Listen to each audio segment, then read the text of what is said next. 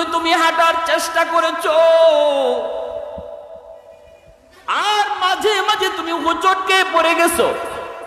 এর অর্থ হলো মাঝে মাঝে তোমার গায়ে কিছু গুনাহ লাগছে, মাঝে মাঝে তোমার শরীরে কিছু গুনার আচর লেগেছে, ধুলাবালি লাগছে, মানে গুনার কিছু আচর লেগেছে। কিন্তু আমার বন্ধুর পিছনে পিছনে নিয়ত কইরা হাঁটার কারণে আমি আল্লাহ তোমাকে আমার কুলে তুলবো। তোলার আগে তোমার গায়ের যে গুনার ধুলাবালিগুলি, ওয়াগফির লাকুম যুনুবাকুম, তোমার ধুলাবালিগুলিও আমি ঝাইরা পরিষ্কার করে দিব। মা যেমন সন্তানকে কুলে তোলার আগে ঝাড়া দিয়া শরীরের ধুলাবালিগুলি পরিষ্কার করে কুলে উঠায়, আল্লাহ রাব্বুল আলামিন কয় বান্দা তোমাকেও আমার কুদরতে কুলে তুলবো। তোলার আগে তোমার গায়ে যে কিছু গুনার ধুলাবালি লাগছে এটাও আমি পরিষ্কার করে দিব। ওয়াল্লাহু গফুরুর রহিম, আমি আল্লাহ শুধু গুনাহ ক্ষমা করি তা না, আমি দয়া আর মায়ার সাথে গুনাহ ক্ষমা করি।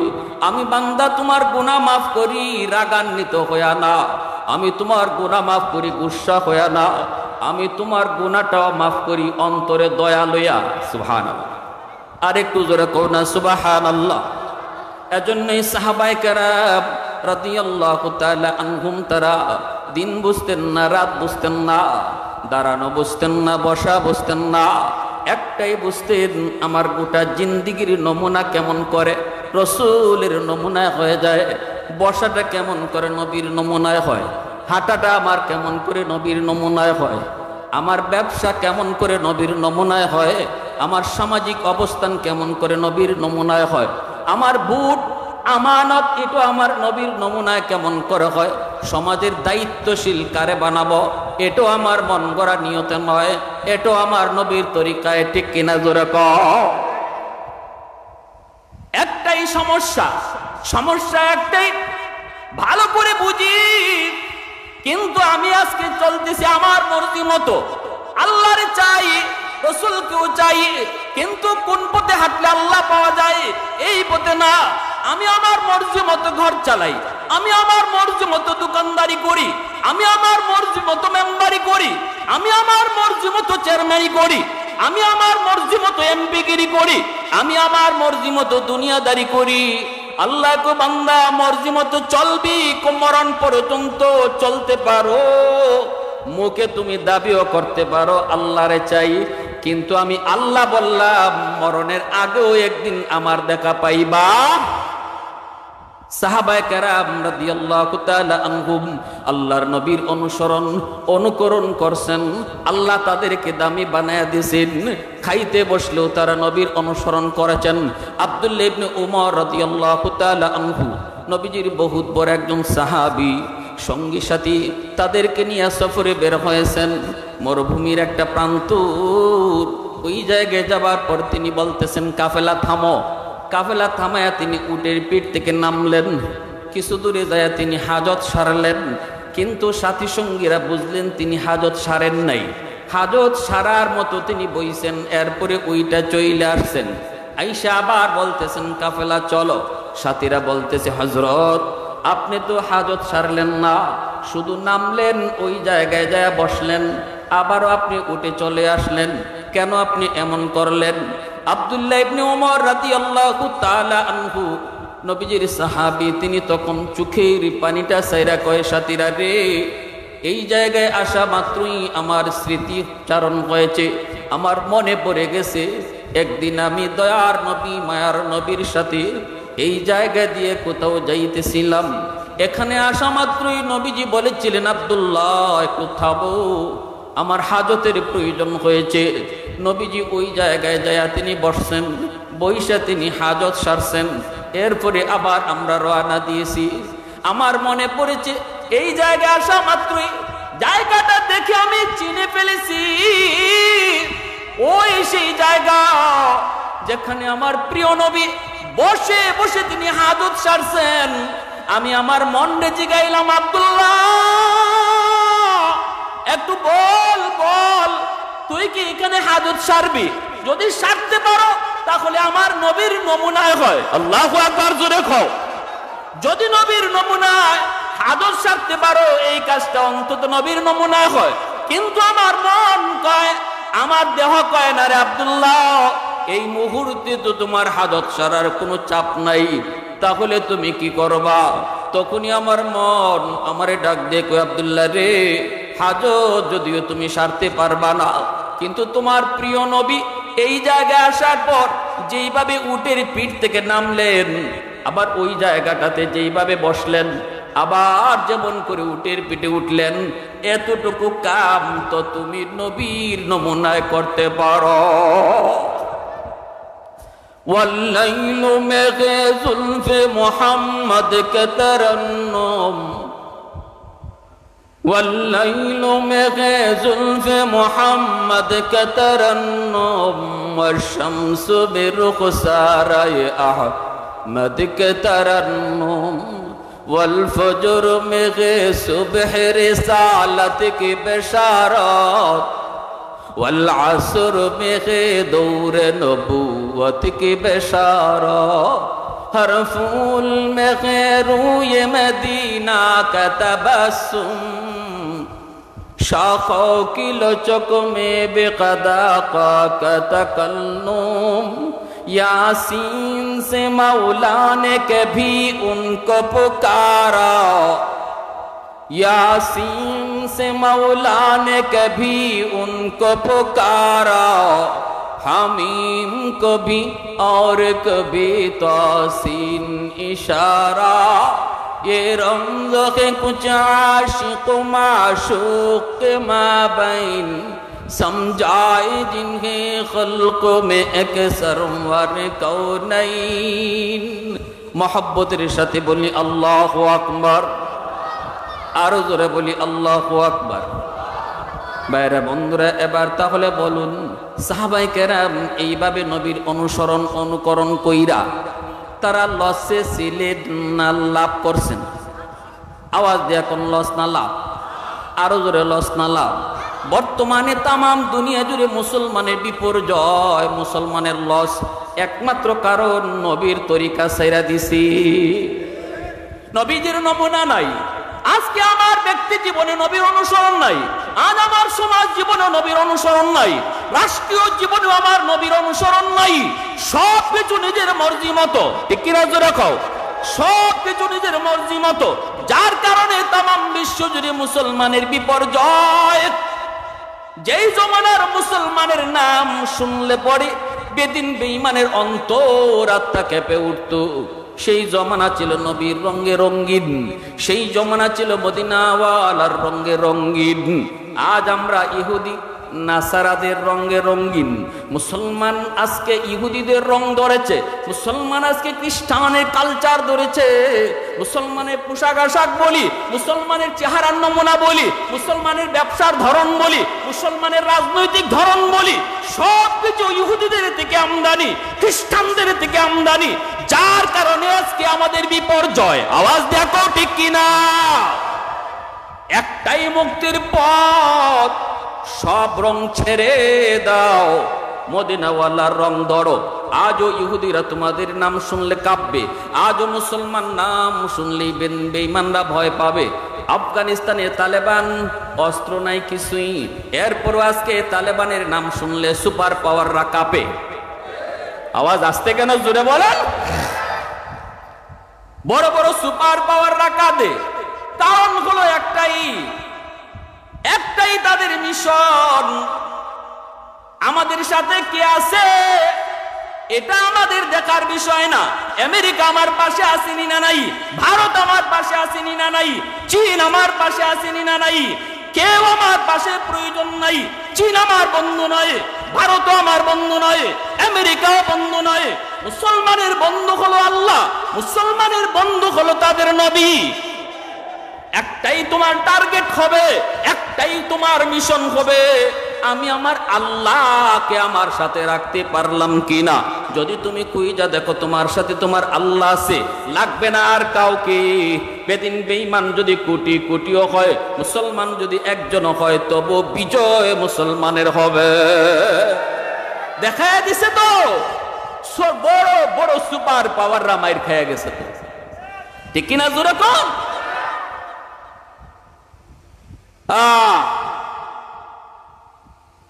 আমেরিকার প্রেসিডেন্ট কয় তোদেরকে বোমা দিলাম বোমা ফালাইতে, তুই বোমা ফালাস না কেন? বিমান বাহিনী কয় বোমা তো ফালাই, কিন্তু বিমান থেকে বোমা যখন আফগানে ফালাই তখন আমরা ছায়া দেখি আকাশের মাঝে একটা শূন্য একটা হাত বাইর হয়, হাত বাইরিয়া বোমাগুলি হাত দিয়ে লুফে মাটির পড়তে দেয় না, ওই বোমাটারে হাত দিয়ে আবার সাগরে নিক্ষেপ করে। আমেরিকার প্রেসিডেন্ট তখনই কইছিল তাড়াতাড়ি ব্যাক কর, এই জমিনে যুদ্ধ করে আমরা পারবো না, যেই জমিনে কার সাথে যুদ্ধ করি এটাই বুঝি না, ওই জমিনে যুদ্ধ করে জয় লাভ করা যাবে না। মুসলমান এখনো চিনো কারে সাথে রাখতে হবে। আজ আমাদের একটাই ভুল, কারে সাথে রাখবো এটা ভুলে গেছি। আমরা আমেরিকারে ডাকি, আমরা কেউ ভারতরে ডাকি, আমরা কেউ রাশিয়ারে ডাকি। এ কয় আরে দেখো ভারত সাথে আসেনি, আরেকজন আরে দেখো রাশিয়া লগে আসেনি, আরেকজন কয় আমেরিকা লগে আসেনি। আল্লাহ নারাজ হয়ে বসা, আল্লাহ অত্যন্ত নারাজ হয়ে বসা। বান্দা তোর তো এটা কথা ছিল না, তোর কথা ছিল দেখো আমার আল্লাহ সাথে আছে কিনা। ভুলে গেছি আমরা, আসল কথাটাই ভুলে গেছি, আসল কথাটাই ভুলে গেছি, যার কারণে আজকে আল্লাহ আমাদের উপরে নারাজ, আজকে আল্লাহ আমাদের উপরে নারাজ। চারদিকে মুসলমানের হাহাকার, চিৎকার, কান্নার রোল, কই আল্লাহর সাহায্য আসে না, আমরা তো নারাজ করে ফেলছি, নারাজ করে ফেলছি। দুই বন্ধু, অসুবিধা হইতেছে আপনাদের? বন্ধু দুইজন, একজন খুব অসুস্থ, ঘনিষ্ঠ বন্ধু একজন আরেকজনের ছাড়া কোথাও যায় না এমন। ওই বন্ধু অসুস্থ, আরেক বন্ধু সুস্থ।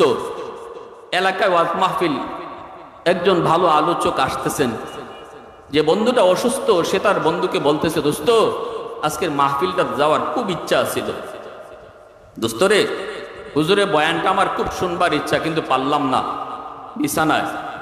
দোস্ত এক কাজ কর, তুই মাহফিলটাতে যা, নে আমি তোরে রিক্সা ভাড়া দিয়া দিই, আওয়া যাওয়ার ভাড়া, আর মোবাইলে কিছু এমবি ঢুকাইবে, নে আমি এমবির টাকাও দিলাম, আর আওয়া যাওয়ার পথে কিছু বুটমুড়ি খাইস, এটাও কিছু অতিরিক্ত টাকা দিলাম, দিয়া সব পুঞ্জি ফাট্টা বন্ধু দিয়া তারে ওয়াজও ফাটাইছে ওয়াজটার রেকর্ড করার জন্য, ঠিক না নি? সে কইছে ঠিক আছে দোস্ত অসুবিধা নেই। আসার পথে সে তার পুরানা বান্ধবীরে পাইছে, প্রেমিকা রঙ্গিলারে ভাইয়া, তার হুশ নাই, এখন ওয়াজে যাওয়ার কথা ভুলে গেছে। প্রেমিকা দেখেই যখন চোখ টিপা দিছে, হে রিক্সা থেকে নামিয়া বুট মুড়ি খাওয়ানি শুরু করছে। যে টাকা দিয়ে এমবি কিনতো এই টাকা দিয়া বান্ধবীরে আইসক্রিম খাওয়ায়, এইদিকে গফ করে আর খাওয়ায়, ওয়াজের পথে ওয়াজ শেষ, ওয়াজের মাটি আসতে পারে নাই। এখন বন্ধুর সাথে দেখা দেয় না, শরমে কি কইব। পরের দিন বন্ধু তো আর ওয়াজ পাইলই না, বাজারও গেছে, অসুস্থ বন্ধু একটু সুস্থ হইছে, বাজারে গেছে। বাজারে গেছে পরে দেখে মাছাটা হেওয়া আইছে দোস্ত, দূর থেকে দেখা যায়। এই ফাঁকে ওই দোস্তর সাথে আরেকজনে মাইল লাগছে, এমন মার খেসা মার, আর হে এখান থেকে সাইয়ে সাইয়ে দেখতেছে। আর মানুষে কই কিমিয়া জীবন বর দেখলাম, তার লাগি জান দিছ, কেউ তার দিকে চোখ তুলে দাগাইতে পারছে না, তুমি আগে যায় দাঁড়াইছো, আজকে তোমার সামনে তোমার দোস্তরে ফিটায় আর তুমি সাইয়ে সাইয়ে দেখতেছো, ঘটনা কি? হয় এর কপালও আরো কিছু মার দরকার। কেনে? দোস্ত অনেক কষ্ট পাইছে, পুঞ্জি দিলাম আমি তোরে, আমার পুঞ্জি তুই রঙ্গিলার তলে ব্যয় করলে, আমার কাম করলি না। আরে আমার ডিউটিটা যদি পালন করতে, ওয়াজটা যদি রেকর্ড করতে, আর আওয়ার পথে যাওয়ার পথে তুই তোর প্রেমিকারে এক গাল কথা কই আইতি অথবা একটা আইসক্রিম খাওয়াই আইতি, আমি হয়তো তোরে জিগাইতামই না যে আওয়ার পথে কোন দিকে চাইছো, কারে কিতা খাওয়াইছো, কারণ আমি ফাটাইছিলাম ওয়াজ রেকর্ড করার লাগে। এই উদ্দেশ্য যদি আমি ফাইল নিতাম, আমারটা যদি আমি ফাইল নিতাম, তোর হয়তো আসা যাওয়ার পথের কিছু ত্রুটি বিচ্যুতি আমি তোরে জিগাইতামই না। কিন্তু তুই তো আসলটাই ভুলে গেলি যে উদ্দেশ্যে তোরে ফাটাইছিলাম, অতএব তুই তোর পথে থাক, আমি আমার পথে, আর তোর সাথে বন্ধুত্ব নাই। ঠিক তেমনি আল্লাহ রাব্বুল আলামিন কয়, বান্দা দুনিয়া ফাটাইছে আমি আল্লাহ তোরে পুঞ্জি দিয়া, পুঞ্জি দেওয়া আমার। এই সুস্থ দুটা হাত এটা আমার পুঞ্জি, সুস্থ দুটা পা এটা আমার দেওয়া পুঞ্জি, সুস্থ একটা বিবেক এটা আমার দেওয়া পুঞ্জি। সব পুঞ্জি দিয়ে আমি তোরে দুনিয়া ফাটাইছি। একটা কাজ আমার ডিউটি পালন করবি, আমি আল্লাহর সঠিক রাস্তা দিয়ে হাঁটতে তালাশ করবি। কিন্তু না, তুই আসল কথাই ভুইলা গেলি, যে উদ্দেশ্যে তোরে পাঠাইছি এটাই ভুইলা গেলি। তুই তোর প্রেমিকা পাইয়া, তুই তোর আমেরিকা পাইয়া, তুই তোর লন্ডন পাইয়া, তুই তোর রাশিয়া পাইয়া, তুই তোর ভারত পাইয়া আমার কথাটাই তুই ভুইলা গেলি। অতএব যা, আজ থেকে তোর সাথে আমার বন্ধুত্ব নাই, তুই তোর পথে থাক, আমি আমার পথে। এজন্যই আল্লাহ আমাদের বন্ধু হওয়া সত্ত্বেও আমাদেরকে আজকে দুশ্মন মারে, আল্লাহ ছায়া ছায়া দেখে, এরপর আল্লাহ সাহায্য করে না। কারণ আল্লাহর কুদরতি কলিজায় আমরা কঠিন থেকে কঠিন ব্যথা দিয়ে ফেলছি। আল্লাহু ওয়ালিয়্যুল্লাযীনা আমানু, আল্লাহ পরিষ্কার বলছেন ইমানদারের বন্ধু আমি।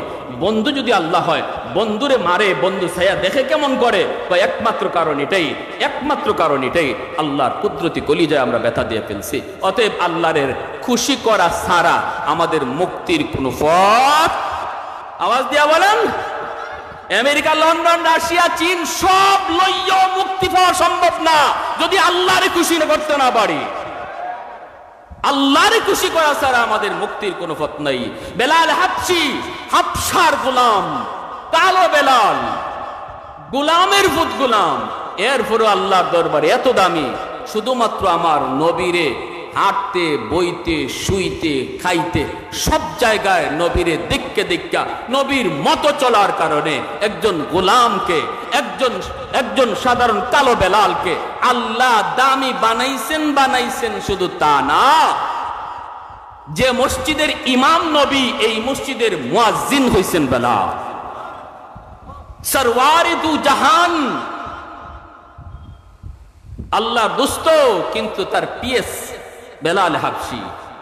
আবু বকর সিদ্দিক, হযরত ওমর ফারুক রাদিয়াল্লাহু তাআলা আনহুমার মতো সাহাবীরও আমার নবীর সাথে দেখা করার আগে বেলালের পারমিশন নিতে হতো।